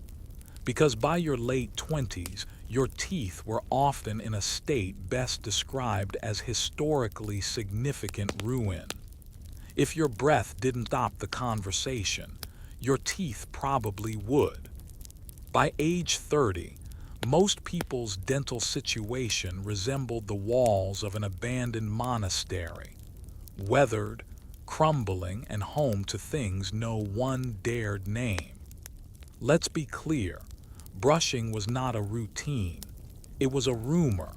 Some used rags. Others used chewed sticks or burnt bread crumbs.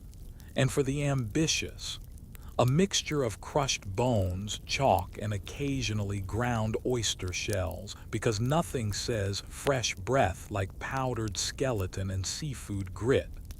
And yet somehow people still smiled, cautiously, briefly, like a door creaking open just enough to prove there's a room behind it. But a wide smile, a real, hearty, tooth-bearing grin, unthinkable. That was the kind of behavior you'd expect from actors, drunkards, or people from southern Italy. The noblewoman's smile was soft, closed mouth, upward only at the corners, never enough to wrinkle the eyes. A smile that said, I'm enjoying myself modestly in God's presence, and I have no molars left. Because to show teeth was to show need, hunger, eagerness, emotion. And in a world built on restraint, a smile could betray you faster than a confession. Women especially were warned. Smile too freely, you're loose. Smile too long, you're scheming. Smile at the wrong man, congratulations, you're engaged. So most women mastered the art of the ghost smile, the kind that appears and disappears like incense smoke, just enough to be polite, never enough to reveal enamel. And if you did have nice teeth, you didn't flaunt them. You guarded them like relics. They were rare, sacred. Like unicorns, if unicorns could chew salted pork. Even portraits from the time show subjects with lips sealed like vaults, eyes wide, hands folded, mouths closed, because back then smiling was not self-expression, it was risk. And in polite society, the only acceptable reason for a wide smile was madness. You see, in the medieval moral hierarchy, the mouth was a dangerous place. Too open and you looked foolish. Too closed and you looked secretive. Too curved upward and you looked like you were enjoying something. And enjoying something, anything, was always suspicious. Because asterisk joy had to be earned asterisk, and usually after death. This life was for penance, for prayer, for surviving winter. Not for grinning like you just discovered dairy. The church warned against excessive laughter. It was said to open the soul to chaos. Some monks believed the devil entered through a laugh. Others argued that teeth were a sign of vanity and best kept to oneself. So imagine, you're a woman in 14th century France. You're at a feast. Someone tells a joke, not a funny one, but mildly clever. You feel a twitch, a smile rising uninvited. What do? You stop, you breathe, you lower your eyes, you press your lips together firmly but with grace. You nod, and maybe, just maybe, allow the corners of your mouth to soften. That's it. That's the smile. That's all you're allowed. Any more and people might think you're flirting, or challenging someone's piety, or worse, actually enjoying yourself. In this world, a demure silence was more trustworthy than visible happiness asterisk. Because joy could be faked, but restraint, that required moral effort, which is why women learn to communicate everything without ever revealing too much. A glance, a sigh, a half laugh caught and swallowed, and a smile so controlled it might have been sadness wearing makeup. Because in a culture built on appearances, the safest way to be good was to look like you were never quite sure you deserved to smile at all. And yet, despite the warnings, the rot, the theology, women still smiled. Maybe not often, maybe not broadly, but enough. Enough to remember themselves. Enough to say, yes, I know what I'm not supposed to feel. Enough to survive. Because even in a world that feared joy, a quiet smile could be a form of rebellion, a flicker of autonomy, a soft, almost invisible way of saying, you don't own my mouth, not completely. Sometimes it happened in private, at the corner of a mirror when the candlelight was kind.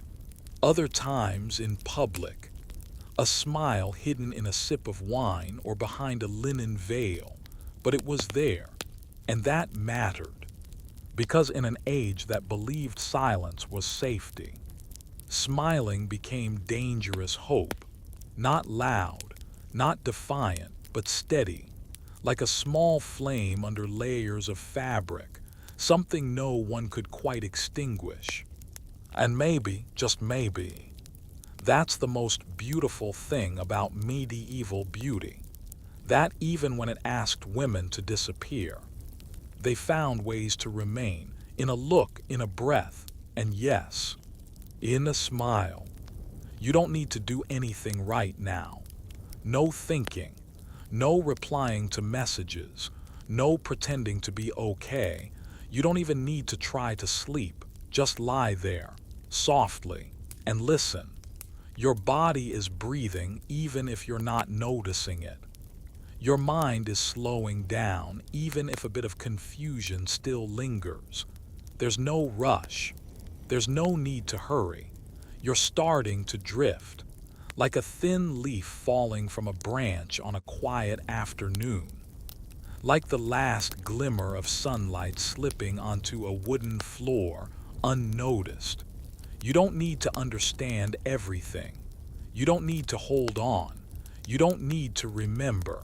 I'm going to tell you something unimportant, nothing special.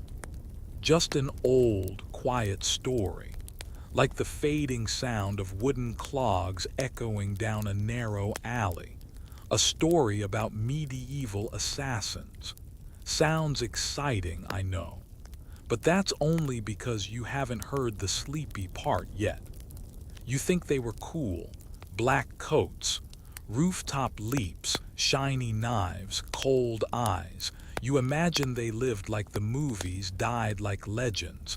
But no, they were ordinary, poor, hired to do dirty work no one else would take. No special skills, no mythical names, no dramatic music when they entered a scene, just a forgettable name, a not-so-sharp knife, a task handed to them by someone who'd vanish right after, and they failed, often. Because killing someone is actually hard, especially when you've had no training, no plan B, no upfront payment, and especially when your stomach still hurts from the bad soup you had yesterday. No one remembers them. No one wrote their names down. No songs were sung for them. They were as quiet as the way they came, and they vanished as if they never existed. Still listening. That's okay.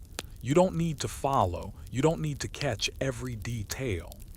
Just let the words pass over you, like wind skimming the surface of water, light leaving no trace. This story doesn't need a climax. There's no villain, no hero, no ending. Just a steady line of sound, a little sad, like the footsteps of someone walking through fog, fading, softening until there's nothing. Maybe your arm feels a little cold. Maybe you don't feel your hands anymore. Maybe you've dreamed of a wooden bridge.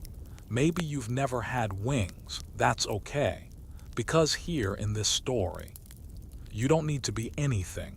Just be quiet, just breathe, and let it all drift, like the shadow of someone no one remembers, walking through the old town, on a night when no one else is awake, to drift. And as they drift, I'll tell you something unnecessary about assassins, not the ones from films or games, not the cloaked figures leaping over rooftops, vanishing to the sound of a flute. No soundtrack, no cool blue light, no cinematic slice of a clean blade across a throat, just a person in the fog, unremarkable, unremembered. They weren't glorious, they weren't mysterious, they weren't skilled, and they weren't as dangerous as people thought. They were hired by those who didn't want to get their own hands dirty, but paid very little, and often not at all. They had no name, or if they did, no one kept it. They had no skills, no escape route, no map. Nothing but a vague instruction: take care of him. And who was him? Could be a blacksmith who made too much noise, or a man who sent the wrong love letter, or a priest who talked too long. No armor, no plan, no second chance. Just a cold evening, a quiet street, an unlocked door, and a decision made in passing. Uncertain, unclear, unconfident, and if they failed, they were beaten. If they succeeded, they were forgotten. If they ran, they were hunted. If they stayed, they were betrayed. No reward, no lesson. No one left to tell the story. No one wrote about them. No one remembered them. No one painted them. They appeared for a moment. In a shadow, no one remembered walking through. Like a name never spoken. A gesture never finished. A breath no one took in. And if you feel yourself drifting away from this story, that's perfectly fine. You don't need to hold on to anything. You don't need to know who they were, because they were never anyone in particular. They didn't come from anywhere. They weren't headed anywhere. They were no one, nowhere, no time at all, just emptiness. A hollow beat between two breaths, a stillness between two blinks, an echo that came from nowhere, a footstep that left no mark. And if you no longer hear anything now, maybe you've arrived where they once passed, or maybe they never passed at all. Either way, it doesn't matter. Every night, someone almost does something. An intention rises in the dark. A hand tightens slightly. A breath is held. And then silence. No next move. No motion. No sound. Nothing begins, because night simply passes. These people arrive without knowing why they came. Something is in their hand. Maybe something sharp. Maybe something unseen. Their eyes fix on someone. Maybe a target. Maybe a memory. And for a brief moment, it feels like something is about to happen. But then it doesn't. There was a time. Someone slipped something into a glass of wine. There was a time. Someone stood waiting beneath a stairwell. There was a time. Footsteps crept through a cold hallway, but no one knows for sure what was ever truly attempted. No action clear enough to be called action. No decision strong enough to become outcome. And then it goes on. No one sees. No one asks. No one remembers. No one thinks it mattered. No one holds on. No one writes it down. No one wonders. No one repeats the story. No one records it. No one waits. No one believes anything ever happened. And then, sometimes they wonder, if I never do it, does anything change? Is silence a kind of forgiveness? Or just a quiet form of giving up? Is the scariest thing not failure? But that no one will know. I ever tried. But then, they forget the question, or maybe they never asked it, and everything sinks again. No one, no one, no one, no one, no one, no one, no one, no one, no one did it, no one saw it, no one survived it, no one told it. No one remembers who came. No one remembers what was planned. No one remembers if anything happened at all. Nothing began, nothing ended, nothing in between, nothing worth keeping, nothing heavy enough to anchor in the mind. Nothing left when you try to remember, and if you're still listening, maybe you're not sure this is real either. Maybe you're just hearing the echo of something that never existed, a voice without a speaker, an action without an actor. A night with no memory.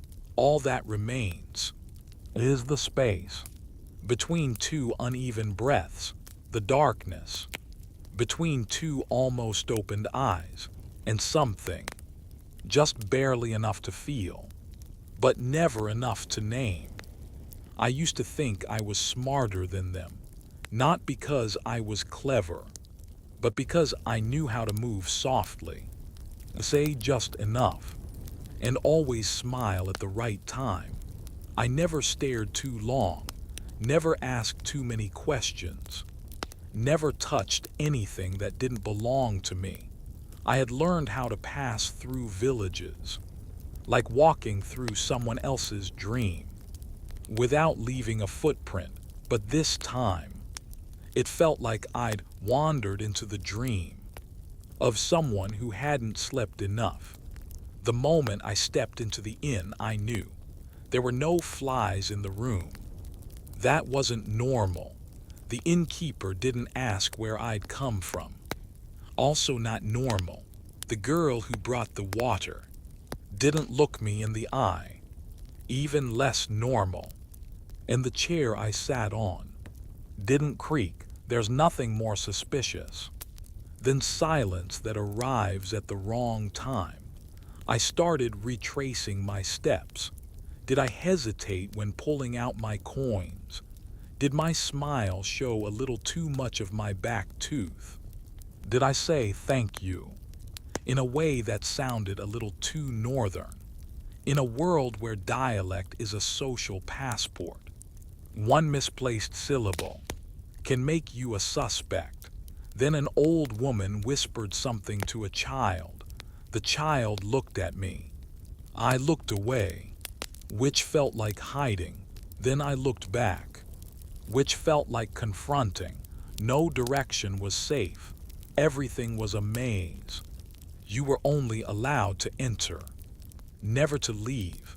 I thought about slipping out early, leaving before dawn. But that would look worse. Who leaves before sunrise? Unless they have something to hide. Staying wasn't better. Anyone without a plan must have a reason for not needing one. Either too stupid or too dangerous. When the third person walked in and didn't order a drink, I knew my time was up, but they said nothing. They just stood there. So I started retreating inward, building a bunker inside my mind. Each thought a brick. I'm innocent. I'm just passing through. I haven't done anything wrong. But bunkers don't block out eyes. They only echo your own voice until you're sitting in the dark, with your thoughts bouncing off the walls. Someone laughed. A small laugh. Unclear if it was about me, but that was enough. Doubt began to take root. Maybe I had done something. Maybe I'd been here before. Maybe I was the one they were looking for. In a version of me I had forgotten. When they came to take me, I didn't resist, because when they stepped forward, it felt like I'd been waiting for them, like the rest of a sentence that had been left hanging. No one raised their voice. No one accused me. They just reached a conclusion, like ink bleeding into paper, quiet, certain, unerasable. And in that moment, something strange happened. I silently apologized to them for making them uncomfortable, even though I didn't know what I'd done, even though I never meant to. But in that space, where guilt isn't required for punishment, just being there is already too much. And somehow, I had tilted the whole room, just by existing. After that, everything faded, like when you remember a dream, and then it slips out of your hands, right as you try to hold it. No one stopped me, but there was nowhere left to go. I wasn't imprisoned, but I wasn't free either. I had become a part of someone else's memory, a story that begins. There was once a very strange person who passed through here. Being an assassin is nothing like in the books. There's no shadowy organization, sending you cryptic codes by white dove. No monthly pay on the first, no teammates, no uniforms, no sympathy, just you, an old knife, a borrowed name, and a vague promise from someone who never keeps theirs. The job arrives in the most inconvenient ways. A half-burned note with shaky handwriting, a glance held too long during a drunken feast, or sometimes a cough that comes one beat too soon from a bored-looking guard. That's it, no confirmation, no repeats. If you ask for clarification, you've already failed. Clients come in every shape, but they all share one thing: they never take responsibility. If the mission succeeds, they claim it was their idea. If it fails, you're an unfortunate mistake from the past. And if you're too good, they start to worry because you know too much. You know the path back to their home. You're a skilled assassin. And skilled assassins are dangerous, especially when they're still alive. Money, that's a joke. Sometimes you get a cloth pouch. It's heavy, warm in the hand. But when you open it, sand, as a quiet message, you've been sold out. Other times, it's a single coin with the face of someone who died a century ago, or something else entirely unidentifiable, but it smells like burned snake and rotten oil. You don't ask, no one answers. Some days you swim through the sewers to reach the city. Other days, you pretend to be a fortune teller just to enter the castle gates. The nobles always ask about love, never about the fate of the soon-to-be dead. You stand at weddings, nodding as if in blessing, while your palms sweat around the cold edge. Tucked inside the back of your shirt, you ask yourself, what job is this really? A profession no one names, a role with no breaks. Every morning, you wake without knowing where or if you'll sleep that night. Every mission ends without celebration. No party, no one asks, "You okay?" Just silence, and another door closed behind you, forever. Sometimes you imagine surviving long enough to open a tavern, serving meat pies, brewing herbal wine, decorating the walls with old arrows and handwritten threats you once received. But then that dream fades, like end-of-day light. When you remember, no one lets old assassins live long. They hire you, use you, then forget you. You're not a character, you're a disposable tool. And the bitter truth, you once thought you were in control. You thought you were dangerous, invisible, untouchable. But now, looking back, you realize you're no different from the gatekeeper, the sewer cleaner, or the sweetbread seller in the square. The only difference, they know who they're living for. You. You've just been running from death in a job no one thanks you for, and no one will ever admit existed. Maybe somewhere there's someone like you, living on a mountain now, growing grapes, writing in a journal, but you'll never meet them, because those who survive long enough to leave this life learn how to disappear. It's not just assassins who suffer. Don't get it twisted. The entire job ecosystem of the medieval world was like a survival game. Beta version, no instructions, no map, and absolutely no lifeline. Every profession was a punishment, paid in moldy bread and someone else's sweat. Let's start with the farmer, the soul of the society that no one wanted to be. Farming wasn't just about growing things. It was the art of not getting trampled by livestock, not having your harvest stolen by the landowner, and not catching a disease from living next to the medieval version of indoor plumbing. A pigsty. Every morning the farmer woke up before the rooster, not to wake it, but to work, before it pecked him for stealing its spot. And no, there were no holidays, no sick days if you got sick. You worked.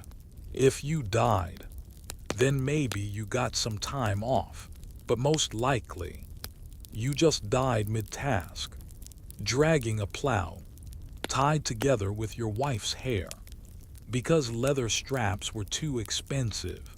Next up, the barber, also known as the part-time doctor. Need a tooth pulled, call the barber.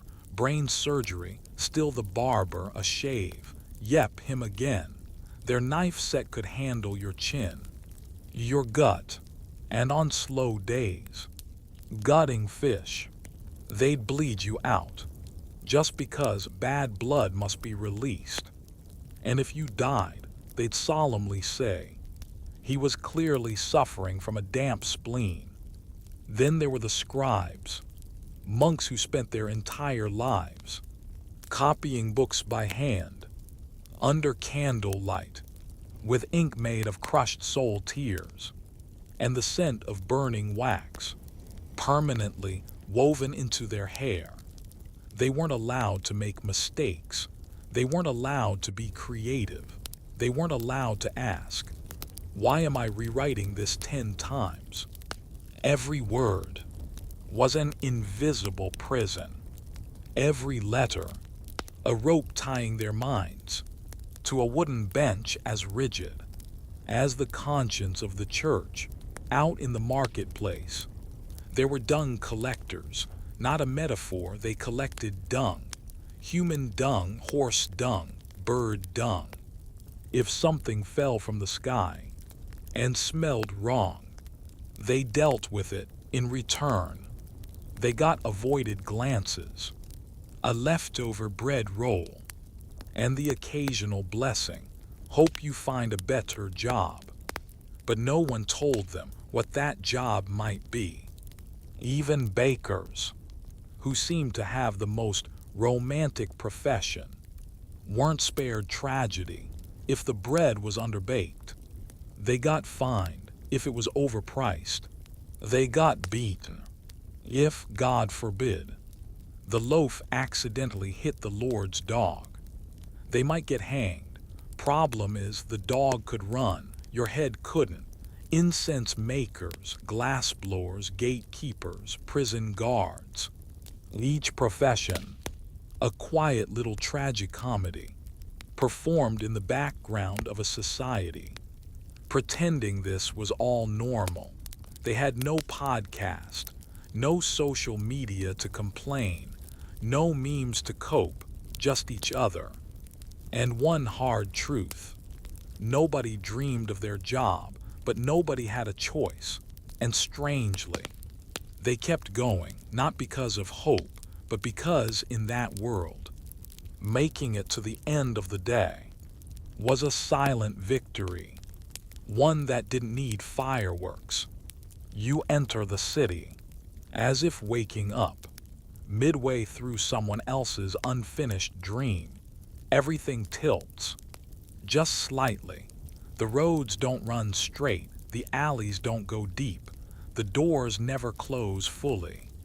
With every step, there's a soft clatter beneath your feet, loose stones complaining under old bones, and from the cracks in the walls, a sound slips out. A moan, maybe, could be the wind, could be someone, still trapped there, since 2 centuries ago. The city feels built, as if the architect was fleeing something. No blueprint, just instinct. The bakery stands between the mortuary and a stable. The church faces the slaughterhouse. The school rests on a slope so steep, Children must climb broken steps each morning. A daily ritual, a quiet penance. Before learning the alphabet, you think I just need a path, but every turn leads to a wrong choice. There's an alley, barely wide enough for one person, dark as a closed eyelid, damp as the collar of a monk. You walk in. Because there's nowhere else to go, your footsteps echo behind you, like someone else is following, but you know you're alone. Above you, balconies jut out like jaws, leaning low as if to swallow you whole. The rooftops sag, tiles cracked like untreated teeth. There are no street lights, only flickering oil lamps, glowing through half-drawn curtains. In half-sleeping homes, people watch from behind them. They don't greet, they don't ask, they just assess. You smell something burning, not sure if it's a bread oven or a self-immolation. The city sounds like an orchestra, trying to play itself apart. Wooden wheels grinding, a rooster screaming, a baby crying, as if calling someone from another world. Every corner holds a story that was abandoned. Every wall keeps a secret no one wants to retell. And you begin to understand. This city doesn't hate you. It doesn't welcome you either. It just exists. Silent, complicated, shadowed. No one comes here to find their way. They come here to get lost. Slowly, completely. There is no exit, no center, no logic. And when you finally arrive in a nameless square, where every road seems to gather, only to scatter again, you're not sure why you came at all. You just stand there, listening to the wind passing through window frames. No one tends anymore. And you wonder, am I lost? Or am I being led somewhere I don't yet understand? Maybe both. You already know the story. A secret order, hidden beneath the veil of night. Long black cloaks brushing the floor, daggers tucked into sleeves, an eternal oath of loyalty. Missions carried out in perfect silence. That's the image we've been told. In books, in films, in video games. Very polished, very noble, very not real. The truth, most medieval assassin guilds looked nothing like the legends. There were no secret libraries, no wall of carved enemy names, no meeting halls with firelit speeches, and someone shouting, "Brothers for the cause." They had a basement, damp, dark, maybe the old storage room of an abandoned monastery, maybe a cellar beneath a tavern, where screams and laughter blended, so no one could tell who was hurting and who was drunk. And the people in there, most of them didn't look like assassins. They were people who had nothing left. A blacksmith who lost an eye, forging a blade for someone else. A servant falsely accused and thrown out. A student jailed for misspelling a noble's name. They joined not out of loyalty, but because it was the only place that still let them in, without asking too many questions. Some missions dragged on for months, the target changing, before the killer even remembered the name. Some lived like shadows. No identity, no family, no voice, just carrying out a death ordered by someone they'd never meet. And sometimes they died before even drawing the knife. To illness, to traps, to things no one had time to warn them about. And then there were those who survived, not because they were better, just because it wasn't their turn yet. They're not remembered. They're not honored. They left no legacy, only faint scraps of memory in torn pages or whispers in a tavern. Nobody cleans anymore. Maybe some are still alive, passing through villages like smoke, hat pulled low, asking for work, avoiding eye contact. No one recognizes them, and they no longer recognize themselves. You might be sitting there, listening to this, thinking none of this applies to you. But maybe, just maybe, you've once felt like you were playing someone else's role in a system you didn't fully understand. Maybe you've woken up one day and forgotten why you even started. If so, you understand at least a little. No one says it out loud, but you still know.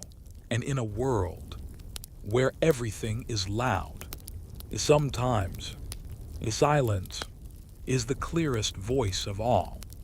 There are no songs written for them, no statues, no chronicles, no day of remembrance.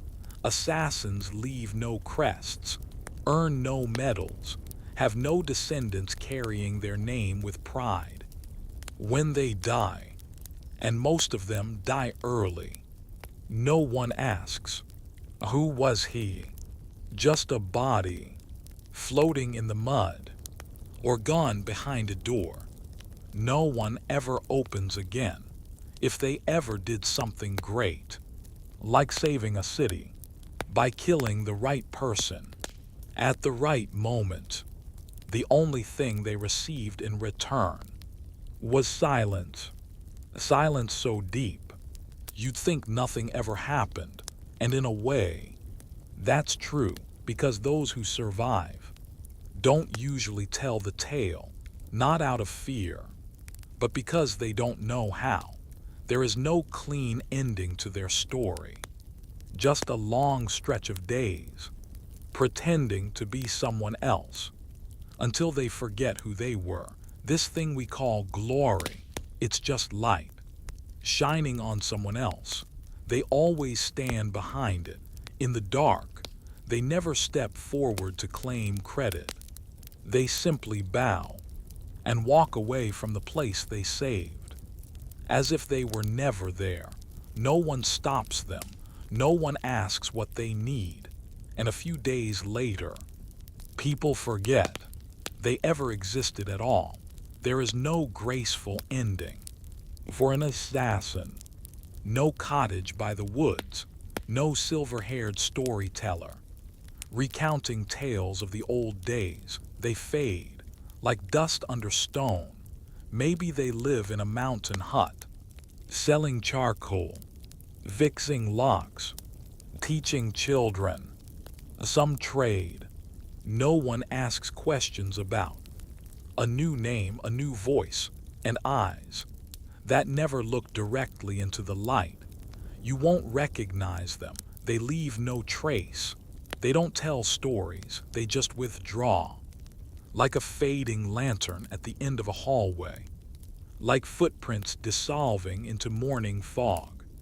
But sometimes, in a brief moment, when you step backward into a shadow, or when you do something without being noticed, you feel something unnameable, unformed, as if someone else once stood there, once did that, and didn't need to be known for it. Maybe they don't need to be remembered, but that doesn't mean they didn't exist. And if you've ever lived vaguely inside a machine you didn't choose, if you've ever breathed quietly so you wouldn't let anyone down, if you've ever kept silent when you had every right to speak, then maybe you understand them more than you think. They didn't stay in history, but somewhere in the shadow of a passerby, in the footsteps no one heard. They remain like a dream, you once had, but never spoke of, like a stranger who once understood you without ever needing you to remember their name.